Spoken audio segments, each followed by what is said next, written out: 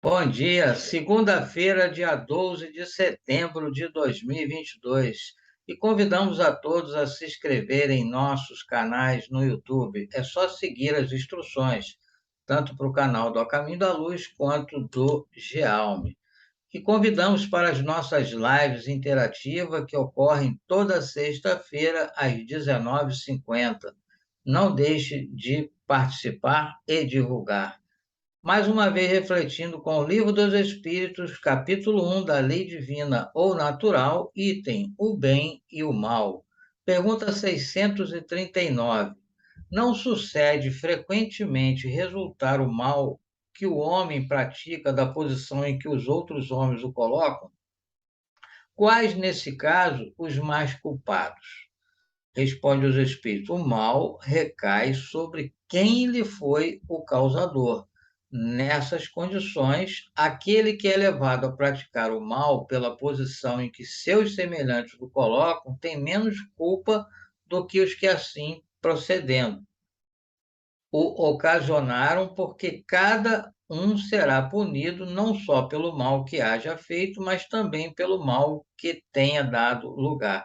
A gente sempre gosta de esclarecer, quando são colocadas essas palavras aqui da codificação, como, por exemplo, punido, na verdade, Deus não castiga nem pune ninguém. O que que acontece? Essas palavras foram utilizadas porque era o vocabulário da época, onde os espíritos comunicaram. Eles sempre falam para a gente que o nosso vocabulário é muito pobre para trazer as informações que eles precisam trazer. Então, na verdade, o que acontece? Nós passamos por todas as experiências necessárias para o nosso aprendizado. Então, se nós fizemos alguma ação em que praticou algum dano, necessitamos passar por aquela experiência para sentir exatamente o que que aquela pessoa sentiu, aquela situação causou, para que você aprenda com isso e não mais faça aquela situação. Aprendido, pronto, acabou toda a necessidade de passar por aquela situação. É assim que funciona a lei divina. Pergunta 640. Aquele que não pratica o mal, mas que se aproveita do mal praticado por outrem, é tão culpado quanto este? É como se tivesse praticado. Aproveitar o mal é participar dele.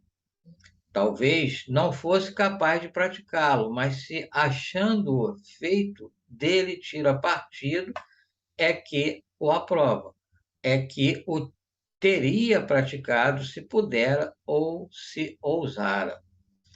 Então, aqui está mostrando para a gente que você tem responsabilidade quando você faz o mal, quando você tira proveito do mal que alguém fez e quando você deixa de fazer o bem, você já está praticando o mal. É duro, mas é uma realidade. Então, nós temos que saber disso, nós temos que ter consciência disso e cada vez mais nos adequar à lei divina, que aí cada vez mais vamos nos aproximando do Pai e nos aproximando da verdadeira felicidade que Jesus nos prometeu. Pergunta 641. Será tão repreensível desejar o mal quanto fazê-lo? Depende. Há virtude em resistir-se voluntariamente ao mal que se deseje praticar, sobretudo quando haja possibilidade de satisfazer-se esse desejo. Se apenas não o pratica por falta de ocasião, é culpado quem o deseja. Então, tudo é relativo, né? E tudo é analisado de acordo com a, de acordo com a intenção, né? O pai, ele sempre analisa, a lei divina sempre analisa a intenção, sempre analisa o grau de conhecimento, analisa todos esses fatores para que nós possamos passar pelas atribulações e ir aprendendo. Então, é a mesma coisa, não adianta você, numa criança de um ano, 2 anos, você fazer alguma, como é que se chama? Você chamar a atenção dela de uma coisa que ela ainda não tem condições de perceber, de entender, de compreender.